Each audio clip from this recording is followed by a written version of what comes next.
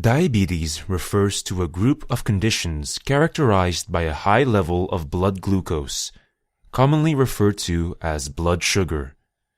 Too much sugar in the blood can cause serious, sometimes life-threatening health problems. There are two types of chronic diabetic conditions: type 1 diabetes and type 2 diabetes. Pregnant women may acquire a transient form of the disease called gestational diabetes, which usually resolves after the birth of the baby. Prediabetes is when the blood sugar level is at the borderline, higher than normal, but lower than in diabetics. Prediabetes may or may not progress to diabetes. During food digestion, carbohydrates, or carbs, break down into glucose, which is carried by the bloodstream to various organs of the body.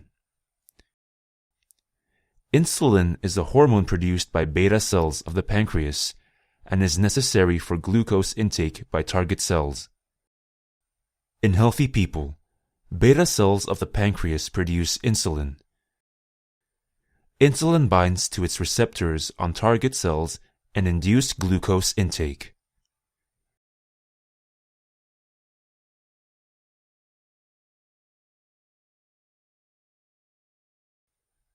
In type 1 diabetes, beta cells of the pancreas are destroyed by the immune system by mistake. The reason why this happens is unclear, but genetic factors are believed to play a major role. Insulin production is reduced. Less insulin binds to its receptor on target cells. Less glucose is taken into the cells. More glucose stays in the blood. Type 1 is characterized by early onset. Symptoms commonly start suddenly and before the age of 20. Type 1 diabetes is normally managed with insulin injection. Type 1 diabetics are therefore insulin dependent.